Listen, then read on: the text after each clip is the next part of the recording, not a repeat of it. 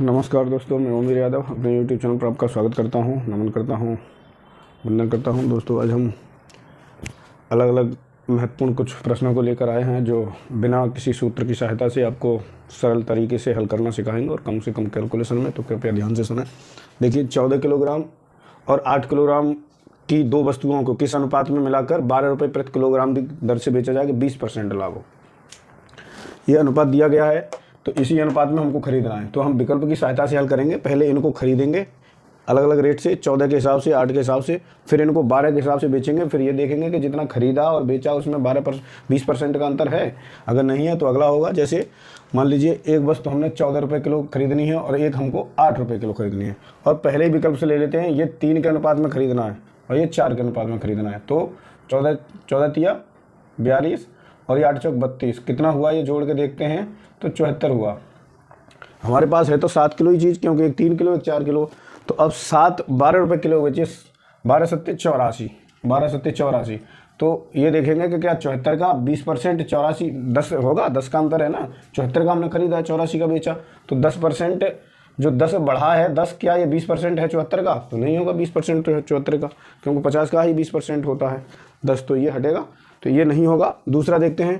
पहले आप यहाँ पर 4 रुपये किलो खरीदते हैं, अब यहाँ केवल ऐसे ही कर लेंगे। 14 चौक 56 प्लस 8 तिया 24, ये कितना हो गया 0, और ये हो गया 80 रुपये। 80 रुपये का हुआ। अब इसको बेचेंगे तो 7 ही किलो है, 84 का बेचेगा, तो ये 80 का 20% 84 है, फ़ायदे वाला है, 4 रुपये फ़ायदा हुआ केवल।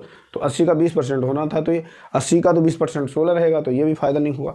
अब इसके बाद आगे का जो खरीदेंगे, अब अगले विकल्प पर देखेंगे। अगला विकल्प क्या रहेगा आपका? 2 अनुपात। तो 14 दूनी 28 का तो ये खरीदा, और 8 दूनी 16 का ये खरीदा, तो ये कितने का हुआ 4, और ये आपका 44 रुपये का। 14 दूनी 28 और 8 एकम 8 रहेगा यहाँ पे 8, तो ये हुआ आपका 36 रुपये का। अब बेचेंगे तो है तो 3 किलो ही चीज़, तो 12 तिया 36 रुपये की बेचेगी, तो बराबर की ली, बराबर बेच दी, तो यहाँ तो कोई फ़ायदा नहीं हुआ। अब अंतिम बचा है तो अंतिम तो होगा ही, लेकिन फिर भी कैलकुलेशन करके देखते हैं।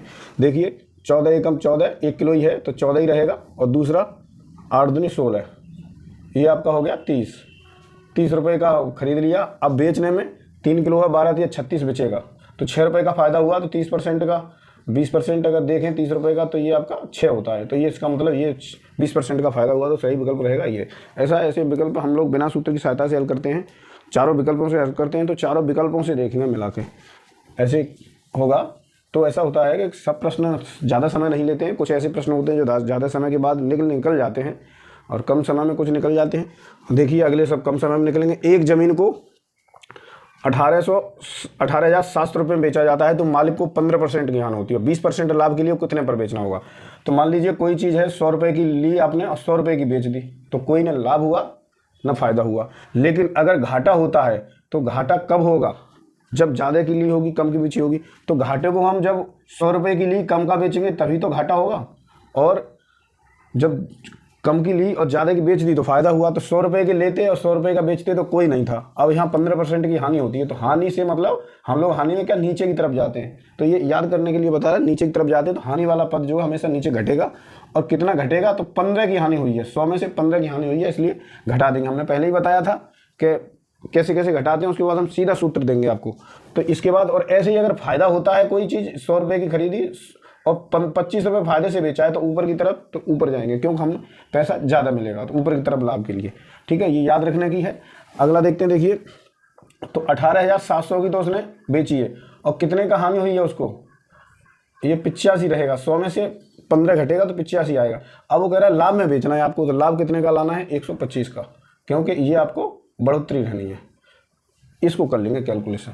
अगर आप भूल गए हो तो पिछली बार का बता दे रहे, हमने 18,700 को पहले 100 बट्टे में 85 लिया था, फिर फायदे के लिए ऊपर जोड़ा था इसको 100 में, और नीचे ये किया था, इससे ये काट लिए थे, तो केवल वही बचेगा। ऐसे हमने बताया था, तो वही कर लेते हैं। अब इसको आप भाग लगा दीजिए। 17 पंजे 85 होता है, ये 17 एकम 17 एक बचेगा, 17 एकम 17 1100 बार, और ये कट जाएगा आपका 25 बार, तो 2 तो 0 आ ही जाएंगे। 25 एकम 25 हासिल 2 27, 27,500 रुपये का बेचेगा, जब वो आपको 25% का फ़ायदा होगा। तो ऐसे निकालना है।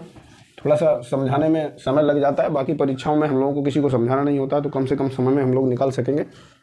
देखिए एक प्रदर्शनी में टिकट 5 रुपये का था, 5 रुपये का टिकट था,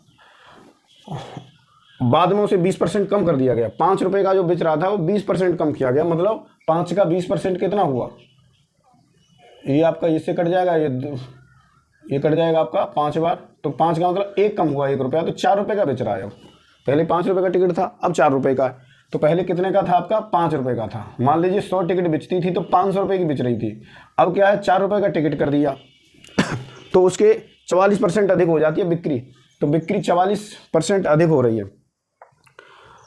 परिणामस्वरूप टिकटों की बिक्री की धनराशि जो है पहले 500 रुपये मिल रही थी, अब धनराशि जो है बढ़ गई है 44%, तो 500 का 44% और निकालो ये 20, 5 20 और 2 मतलब 220 रुपये बढ़ोत्तर मिलने लगे। अब आपको 720 रुपये मिलने लगे। पहले 500 रुपये की टिकट थी, जब 5 रुपये की टिकट बिक रही थी तब 100 आदमी देखने आ रहे तो 500 रुपये मिल रहा था। अब क्या 4 रुपये की टिकट मिल रही है तो आपको 720 रुपये लेने हैं, तो 720 रुपये का मतलब कितने लोगों से लेने पड़ेंगे, तो 4 का भाग लगाएंगे, 4 एकम 4, 3 8 और 4 अट्ठे 32, 180 रुपये लेने पड़ेंगे अब आपसे।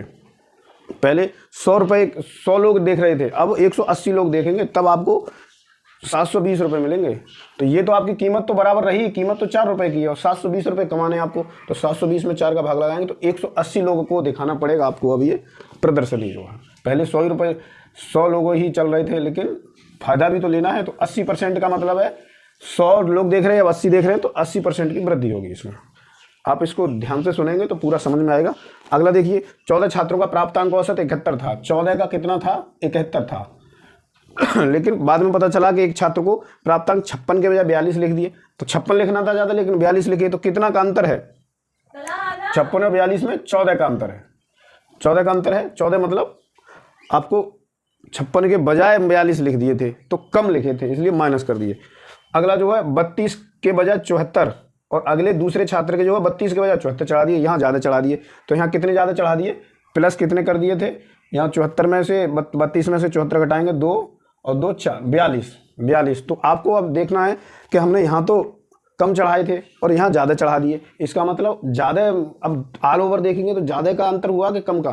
तो इसमें देखते हैं हमारे प्लस वाले बच रहे हैं ज़्यादा, प्लस वाले कितने बच रहे हैं, 28 बच रहे हैं। 28 का मतलब है अगर 14 छात्रों को 28 अंक और दिए गए होते तो 2 औसत और बढ़ जाता। ये